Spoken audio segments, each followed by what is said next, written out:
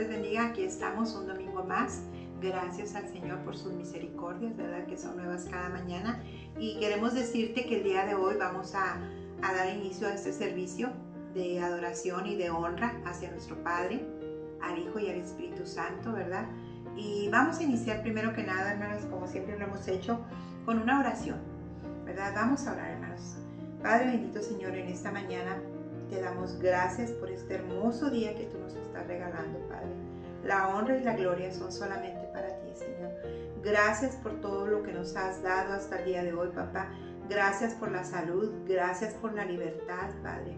Gracias también, Señor, porque a ti se te ha placido, Señor, que esta mañana nos levantemos, Señor, para honrar tu nombre, que tú sabes que es algo en lo cual nosotros hemos estado trabajando, Señor. Que nuestro espíritu anhela y anhela cada día conocerte aún más, Señor. Quédate con nosotros en esta mañana, que todo lo que vayamos a hacer, Señor, sea dirigido, Señor, por ti. Cada palabra, Señor, que tu Espíritu Santo venga y anide, Señor, en este lugar, y que nuestro espíritu, Señor, sea prosperado por ti, Señor, en tu obra, Señor, y para ti, Señor, trabajamos en tu viña, Señor, y te amamos y bendecimos tu nombre, Señor, y te honramos. En el nombre de tu Hijo Jesucristo, Señor. Amén. La lectura del día de hoy, hermanos, lo vamos a tener en el Salmo, que es el Salmo 2, del 1 al 12. Así es de que vamos a leerlo. Dice: ¿por qué se amotinan las gentes y los pueblos piensan cosas vanas? Se levantarán los reyes de la tierra y príncipes consultarán unidos contra Jehová y contra su ungido, diciendo: rompamos sus ligaduras y echemos de nosotros sus cuerdas. El que mora en los cielos se reirá, el Señor se burlará de ellos. Luego hablará a ellos en su furor y los turbará con su ira. En el 6. Pero yo he puesto mi rey sobre Sión, mi santo monte. Yo publicaré el decreto. Jehová me ha dicho: mi hijo eres tú. Yo te engendré hoy. 8. Pídeme y te daré por herencia las naciones, y como posesión tuya los confines de la tierra. Los quebrantarás con vara de hierro, como vasija de alfarero los desmenuzarás. En el 10. Ahora pues, oh reyes, sed prudentes, admitid amonestación, jueces de la tierra, servid a Jehová con temor y alegraos con temblor. En el 12. Honrad al Hijo, para que no se enoje y perezcáis en el camino, pues se inflama de pronto su ira. Bienaventurados todos los que en él confían.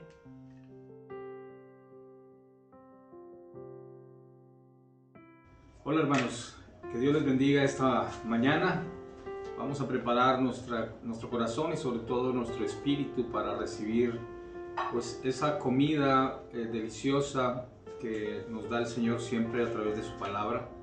Ya leímos previamente en el libro de los Salmos, en el capítulo número 2, del versículo 1 al 12, esta historia precisamente de los Salmos.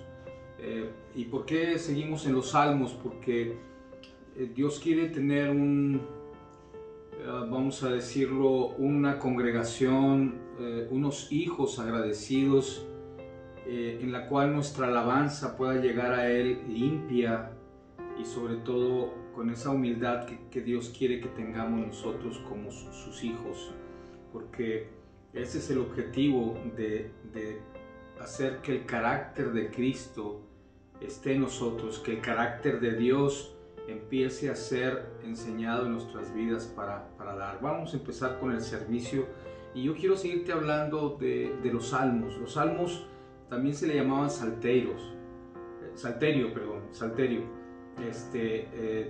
Y obviamente ese salterio era precisamente una forma de alabar a Dios. El salterio era una forma de resonancia, de pegar a las cuerdas de una guitarra, resonaban, retiñen. Esa es la forma en la cual en aquel entonces el pueblo de Israel alababa a Dios. El pueblo hebreo, el pueblo elegido de Dios, era la forma que lo hacía. Los salmos fueron escritos en hebreo, esos son casi en su mayoría, fueron esos principios hechos de esa manera. Fue más o menos entre el año 1450 a.C. y los 300 años antes de Cristo, más o menos cuando se terminó los últimos versos de los salmos que el pueblo empezó a manejarlo.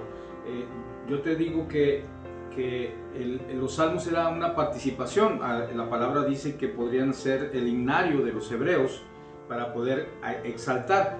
Y aunque son 150 capítulos que tiene el libro de los salmos, obviamente muchos de ellos son obviamente una alabanza de oración, pero muchos de ellos fueron compuestos por David, por los hijos de Coré, por Asaf, por Salomón, por Moisés, por Etán, Germán, Ageo y Zacarías.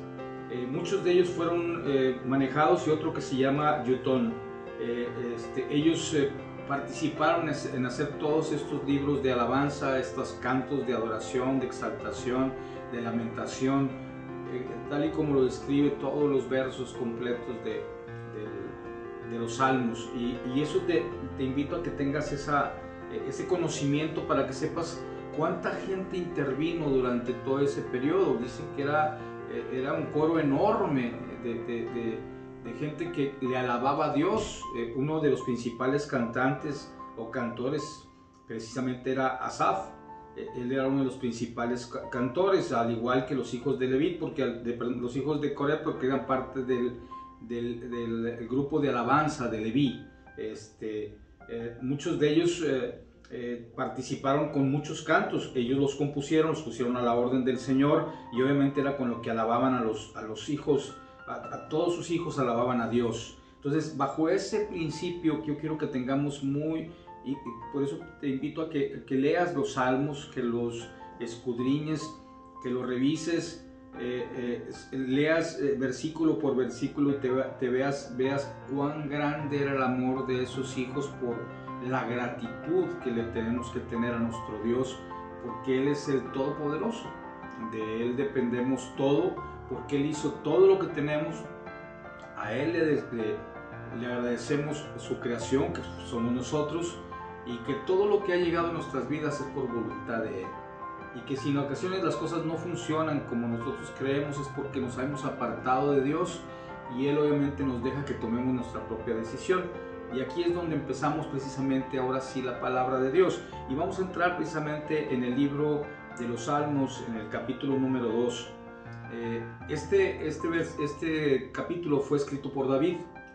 El Espíritu de Dios le reveló a él muchas cosas que después entendemos cuando leemos la Escritura en el Nuevo Testamento, de cómo el ungido de Dios, el Mesías, vendría a nosotros, y cómo llegaría y cómo sería tratado.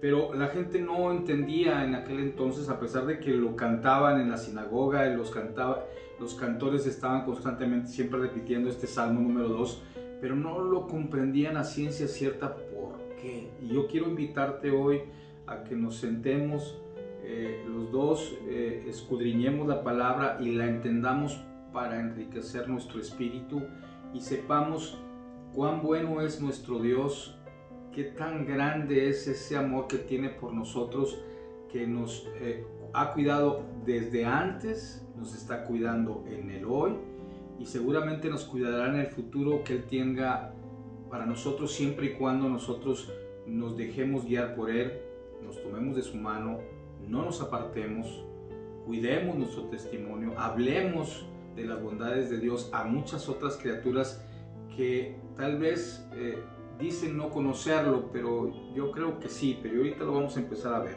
Vamos a leer el primero. Dice aquí en el versículo número 1, dice: ¿por qué se amotina la gente y los pueblos piensan cosas vanas? En el 2 dice: se levantarán los reyes de la tierra y príncipes consultarán unidos contra Jehová y contra su ungido, diciendo: rompamos sus ligaduras, y echemos de nosotros sus cuerdas.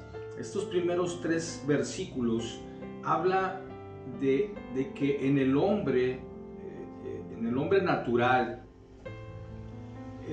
existe muchas dudas y siempre habrá líderes que quieran llevarte según su pensar, según su conocimiento, y hay mucha gente que tal vez se deja influir con tanta facilidad que en lugar de ver las bondades de Dios, lo ven como si fuera una forma de maldición de conocer de Dios. ¿Y por qué te digo esto? Porque a la mayoría de nosotros, y hablo en forma personal, porque puedo insistir, me pongo como ejemplo, en mi entonces, antes de no conocer a Dios, antes de no tenerlo en mi corazón, cuando alguien me hablaba de Dios, por alguna razón dentro de mi ser, optaba por rechazarlo. Y en ocasiones hasta conjugaba con otros diciendo que no era lo correcto, que por qué alababan a Dios, o sea, no entendía. Mi mente estaba totalmente divagando. Lo entiendo ahora, en aquel entonces pensé que estaba haciendo lo correcto, porque me iba con la corriente. Había gente que hacía bromas, se hacía escarnio de la palabra de Dios y sin querer participaba junto con ellos. ¿Por qué? Porque no tenía esa oportunidad de conocer en intimidad a Dios. Y el por qué en esto dices, porque todo el tiempo desde la creación de esto siempre ha habido gente que no quiere estar ligada o no quiere estar sujeta a la autoridad de Dios. Desde todos los descendientes después de Adán y Eva, muchos de ellos han considerado pensar que ellos son como Dios y que tienen la autoridad y tienen la sabiduría igual que la de Dios, y han mantenido siempre. Y en estos primeros 3 versículos, aunque me voy a ir refiriendo más al tiempo de Jesús, pero realmente esto se ha repetido siempre y se volverá a repetir en el futuro, y hoy te voy a explicar el porqué. Pero en este tiempo, el rey David, Dios le revelaba lo que iba a acontecer en el tiempo del Mesías. ¿Por qué se amotina la gente? ¿Por qué los piensan cosas vanas? Y aquí habla de los reyes de la tierra y los príncipes que consultan contra Jehová y contra su ungido. En este caso ya sabemos que el ungido de Dios será Jesús, el Cristo después. Y vamos a leer ahí en el libro de de Hechos 4, del 26 al 27, dice la palabra así, dice: se reunieron los reyes de la tierra y los príncipes se juntaron en uno en contra del Señor y contra su Cristo, ¿sí? Porque verdaderamente se unieron a esta ciudad contra el santo de Jesús, el Hijo de Jesús, perdón, el santo Hijo Jesús, a quienes ungió Herodes y Poncio Pilato, con los gentiles y el pueblo de Israel. Si recuerdas, en aquel entonces se amotinaron la gente sin saber. Yo quiero pensar que alguien empezó a gritar algo y toda la gente empezó a gritar igual, y empezaron a hablar de crucificar a Jesús y todo el mundo se unió sin saber por qué. Eso es lo que nos está dando a entender aquí en esto, que era algo que estaba profetizando que sucedería en el futuro. Y tanto Poncio Pilatos como Herodes, aunque eran similares en su entorno, en cada uno en sus regiones, ambos no se podían ver. Ellos mismos tenían pugnas entre ellos por el territorio, por ser uno más grande que el otro. Mas en esto me queda muy claro que cuando se trata de las cosas de Dios, aquellos que no conocen a Dios fácilmente pueden ser envueltos, traídos, y ellos conspirarán contra las cosas de Dios. Yo creo que te ha tocado esto que te estoy hablando, a lo mejor no te es fuera de la familiaridad, porque cuando tú conoces a Cristo y vienes a Él y empiezas a hacer los principios que Dios te da, por alguna razón somos rechazados por todos. Y a veces yo pregunto, ¿por qué? O sea, yo no he acabado de entender por qué mi hermano, que puede ser mi hermano en Cristo, rechace que yo ame a Jesús, que yo crea en Dios. Y hasta parece que nos hacen a un lado como si fuéramos bichos raros. Pero ¿por qué? Porque la gente en su general, por falta de... Dice la palabra que el pueblo pereció por falta de conocimiento, pero a estas alturas de estos tiempos, ¿tú crees que alguien no conozca de Dios? ¿Crees tú que no haya quien haya escuchado las ventajas y los beneficios que tenemos por tener a Dios de nuestro lado? Y no porque nos convenga, sino porque realmente el propósito de Él desde un principio fue bendecirnos a nosotros, darnos ese poder de su amor en nuestras vidas y en nuestros entornos. Pero la gente no lo entiende como tal. Y vamos a leer aquí, vamos a continuar, por ejemplo en el 4 nos dice: el que mora en los cielos se reirá, el Señor se burlará de ellos, luego hablará a ellos con su furor y los turbará con su ira. Pero yo he puesto mi rey sobre Sión y en mi santo monte. En estos otros 3 versículos de la palabra de Dios, yo te digo, o sea, tal vez a nosotros sí nos inquieta, porque obviamente somos terrenales y tenemos el mismo nivel que todos los hermanos que estamos aquí en esta tierra. Pero cuando alguien quiere burlarse de Dios y quiere ponerse por encima de Dios y ser superior a Dios, pues se le olvida que el creador de todo es Él. Ninguno tiene una autoridad mayor, nadie está por encima de Él, porque Él es el todo. No hay ningún ser en esta tierra, ni fuera de ella, ni abajo de la tierra, ni en los confines de nuestro mundo o en el universo entero superior a Dios.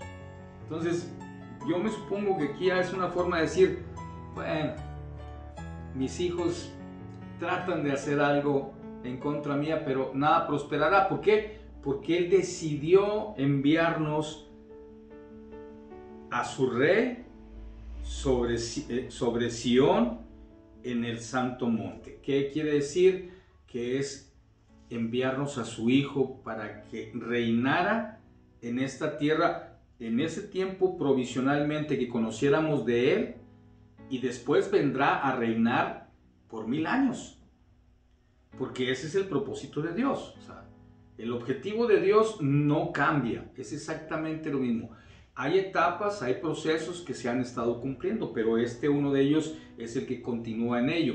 Y vamos a leer aquí en Hechos 13:33, dice la palabra, dice: la cual Dios ha cumplido en los hijos de ellos, y a nosotros resucitando a Jesús, como está escrito también en los Salmos, según mi hijo eres tú y yo te he engendrado hoy. Fíjate, a pesar de que en aquel entonces la palabra se cumplió de que Él moriría, Jesús, y Él lo resucitaría a través de su Espíritu Santo. ¿Para qué? Para que en el futuro, en esta segunda venida de Cristo, Él reinara sobre toda la humanidad. Entonces, el propósito de Dios ya está implícitamente dicho, a pesar de lo que tú digas, de lo que yo diga, y vuelvo a insistir, lo digo con el debido respeto. A veces nuestro amor por nuestro prójimo es tan grande que nosotros justificamos que hablen mal de Dios, o que hablen mal de la palabra, o hablen mal de los hermanos que conocemos en Cristo, porque los justificamos, decir, es que no sabe. Pero a estas alturas del mundo y con tanta tecnología y con tanta información, yo creo que ya no es justificable. De hecho, hay una historia que me asombró mucho en la guerra que hubo en Francia, precisamente, donde se rebelaron contra todo y hubo un grupo muy grande que llegó a posesionarse en ese lugar, que se atrevieron a cambiar la semana. En lugar de 7 días la pusieron por 10. ¿Por qué? Porque ellos decían que ellos venían a imponer un nuevo régimen en este mundo. Pero pues, oh sorpresa, no les funcionó. Pero hubo más grupos radicales ahí mismo que entraban a las iglesias donde se alababa a Dios y dicen en una de las historias, no recuerdo exactamente en qué libro, pero esa la narraron y me pareció muy interesante compartírtela. Dice que la gente entraba a las iglesias y esos hombres tomaban, por ejemplo, el crucifijo que estaba en esa iglesia y lo rompían delante de todos y les decían: ciudadanos, hemos empezado una revolución en la cual muy pronto nadie creerá en Dios, ¿sí?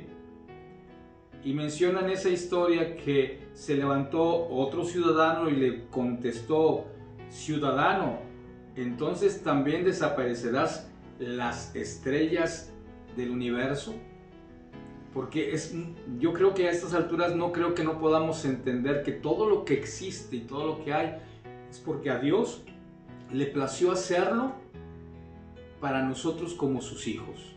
Estamos en un universo tan grande que aún no hemos acabado de descubrirlo, ni el nuestro propio, ¿verdad? Pero a veces somos tan buscando siempre el tener otra información diferente, nos desviamos de lo que Dios nos puso como una escritura para que nos guiáramos y tuviéramos. Y en este salmo habla muy claramente de eso. Y dice el 7, dice: yo publicaré el decreto, Jehová me ha dicho, mi hijo eres tú, y yo te engendré hoy. Pídeme y te daré por herencia las naciones, y como posesión tuya los confines de la tierra. Los quebrantarás con vara de hierro, como vasija de alfarero los desmenuzarás. Fíjate la autoridad que le está dando ahora a Jesús. Vimos a un Jesús en la primera venida. Él vino como ese cordero que venía a inmolar el sacrificio para perdón de pecados de todos nosotros. Pero la segunda venida, que esa es la que pronto vendrá, viene con poder, y ese poder viene a poner orden a todo este desorden que cada vez ha ido acrecentando, porque ahora todo el mundo piensa mejor o cree que es mejor y empiezan a meter filosofías, a creencias y ahora porque no piensas igual que yo, entonces me ofendes, me discriminas. Hablamos de muchos grupos que se creen vulnerables y lamentablemente han ido llevándose con la misma corriente a mucha gente a la perdición sin conocer la voluntad que Dios ha inscrito, que no hay nada fuera de la palabra de Dios y sobre todo lo que Él ya instituyó como Padre nuestro, que nos está enseñando a cómo vivir en esta tierra para poder sobrevivir a todo lo que viene, porque vaya, todavía falta por terminar. Y voy a continuar con la lectura que está aquí. Dice en el 10, dice: ahora pues, oh reyes, ser prudentes, admitid la amonestación, jueces de la tierra, servid a Jehová con temor y alegraos con temblor, honrad al Hijo para que no se enoje y perezcan en el camino, pues se ha inflama de pronto su ira. Bienaventurado todos los que en Él confían.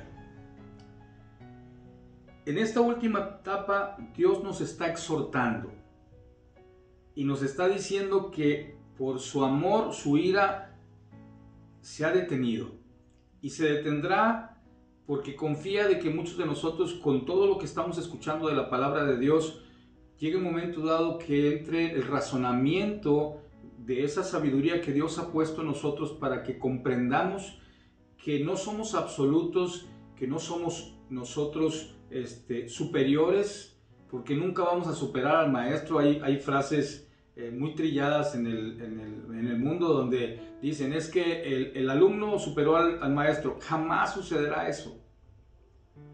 La sabiduría de ese maestro que enseñó jamás podrá ser superada porque realmente Dios le sigue llenando de sabiduría de lo alto. Que tienes otras habilidades que Dios te ha dado es diferente, pero superar al maestro, al Padre, a Jehová, a nuestro Dios, nunca. Nosotros mostramos lo que Dios nos está dando porque Él es el sabio, Él es el que nos dice cómo conversar contigo y cómo decírtelo. ¿Por qué? Porque ese Cristo que Dios nos envió en ese entonces, en el Nuevo Testamento, donde vino a pagar por nuestros pecados, pues obviamente en la siguiente venida no vendrá de la misma manera. Y aquí hago una exhortación a todos los que estamos escuchando esta palabra de Dios. Arrepiéntete, aún es tiempo. Rectifica tu camino y llévalo por el camino que Dios te está mostrando. Cierra tus oídos a las cosas vanas del mundo que te invitan a no estar escuchando lo bueno que Dios quiere. Y Dios no nos quiere quitar lo que tenemos, quiere que mejoremos lo que tengamos, pero ahora con más sabiduría, y cuidaremos a qué es lo que nos dio, nuestra familia, nuestro trabajo.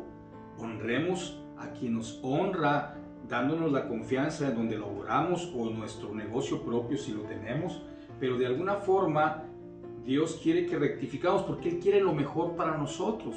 Ahí es donde yo te digo, no sé por qué la gente se aglutina y por qué se aglomera y se amotina, por qué contra ese Dios que quiere lo mejor para nosotros. No lo entiendo, solamente la única entender es que se dejan llenar de palabrería, de una información falsa que viene a dar obviamente una separación de aquel que no cree, y nos da la oportunidad de aquellos que decidimos darle la gloria a Dios, reconocer la grandeza de Dios y ponerlo como nuestro Rey y Salvador.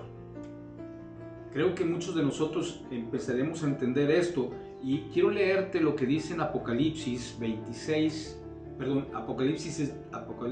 2, el 26 y el 27. Dice aquí: al que venciere y guardare mis obras hasta el fin, yo le daré autoridad sobre las naciones, y las regirá con vara de hierro, y será quebrantada como vaso de alfarero, como yo también lo he recibido de mi Padre. Esto es palabras de Jesús sobre su pueblo. Si tú te mantienes firme, Él te dará la autoridad. ¿Para qué? Para hacer la voluntad de Él en esta tierra, y que ninguna persona que venga a tratar de llenar tu corazón permitas que pueda llegar a ti para desviarte el camino que ya tomaste, si es que estás siguiendo a Cristo como tu Salvador. ¿Por qué? Porque Él viene a darnos esa salvación total. Mucha gente está esperando la segunda venida de Cristo, y aquí es donde yo te hablo de lo que está por acontecer similar a esto que le sucedió a Jesús. Dice que primeramente quienes van a partir o partiremos, yo me quiero incluir porque trato de llevar la obediencia hacia Dios, que en cualquier momento el Señor viene por su pueblo. Jesús no vendrá a la tierra, sino estará esperándonos en los cielos para arrebatarnos y llevarnos al Padre. Y seremos transformados, y obviamente llegaremos a la gloria de Dios precisamente para reinar juntamente con Él. Cuando eso suceda, que eso va a ser precisamente lo que hablan de la gran tribulación, ¿sí? Obviamente durante 1000 años que Jesús reinará en esta tierra sobre justos e injustos, porque se van a quedar algunos justos, y esos justos es el pueblo elegido de Dios, porque así está determinado, ¿sí? Al final de los tiempos, otra vez volverá a suceder esto que aparece en el 1 y en el 2. Todos los pueblos que están envanecidos y no entienden por qué tienen que estar sujetos a la autoridad de Dios, van a querer quitarse, romper las ligaduras, ¿sí? Y desechar los lazos que tengan con Dios. ¿Por qué? Porque no quieren estar sobre su régimen. ¿Y qué va a suceder? Se volverán otra vez a amotinar, van a volver otra vez a reunir reyes y príncipes, y tratarán de llegar de nuevo al monte de Sión, a tratar de destruir al pueblo elegido de Dios, pero ahí se encontrarán con el Mesías, que viene a hacer exactamente lo que viene aquí. Quebrantará con vara de hierro y como vasija de alfarero lo desmenuzará. Dicen que ese día estará preparado el lagar, que viene siendo el lugar donde, simulando, es donde mete las uvas para que sean aplastadas, y de ahí precisamente correrá cantidad de sangre, donde Dios se encargará de destruir, y eso va a ser obviamente el día del Armagedón, que le llaman, que de alguna forma destruirá toda la tierra. Pero me fui muy en el futuro, para que comprendamos que todo lo malo va a tener una recompensa, pero a lo que hemos decidido tomar la decisión, y la mejor es recibir la palabra de Dios y ponerla en obra en nuestras vidas, y que yo como consejero, como sacerdote de mi casa, también se lo doy a mis generaciones inmediatas y enseño que ellos enseñen a sus generaciones futuras, guardarán los principios y la sabiduría de Dios, como está escrito aquí. ¿Para qué? Para que tengamos esa bienaventuranza, porque tenemos confianza en Él, porque hemos decidido escucharlo a Él y no al mundo. Y el mundo lo digo en una forma literal, porque pues el mundo es de Dios, pero hablamos de la gente que está aquí, que no entiende, no piensa en forma correcta y se deja llevar por esa corriente. La palabra de Dios aquí en el Salmo número 2 es muy contundente. Estos dos primeros versículos, lo que vimos el domingo pasado y estos dos, son de gran poder. Bienaventurado el varón que no anduvo en consejos de malos. Es un gran consejo. Y el segundo es: no permitas que seas llevado en corriente por desconocimiento. Tú ya tienes conocimiento de Dios, conoces de la palabra de Dios, sabes quién es Dios, y quién está por encima de todo lo que pueda haber ahorita. Entonces, entrega tu vida a Cristo. Si no lo has hecho, te invito a que lo hagas. Es una fórmula muy sencilla, donde tú, en forma personal, no necesitas hacerlo público. Tú puedes estar en ese lugar donde tienes un momento de intimidad tú solo, donde puedas estar en esa oportunidad, y preséntate delante de Dios. Dile al Señor que te perdone todos los pecados que has cometido. Dile con tus propias palabras lo importante que ahora determinas que Jesús, el Hijo de Dios, vino a entregar su vida para perdonar tus pecados, y que ahora lo pones como tu Rey y Salvador, y que seguirás el camino que Jesús estableció, y que empezarás a trabajar en hacer que tu carácter se parezca al de Cristo.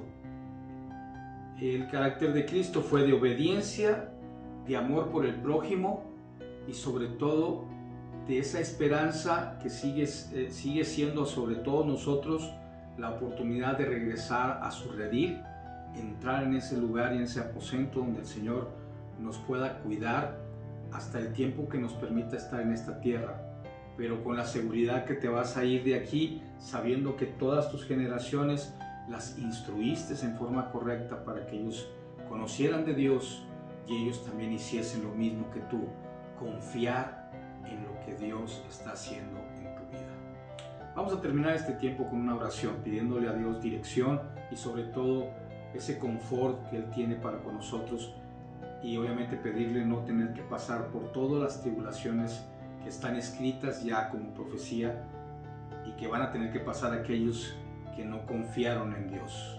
Padre, en esta mañana presentamos delante de ti nuestro agradecimiento, Señor, reconociendo que tú eres el Todopoderoso, que tú has hecho todo lo que tenemos, que todo lo que hoy nosotros poseemos es porque tú nos lo has dado por tu amor y tu misericordia.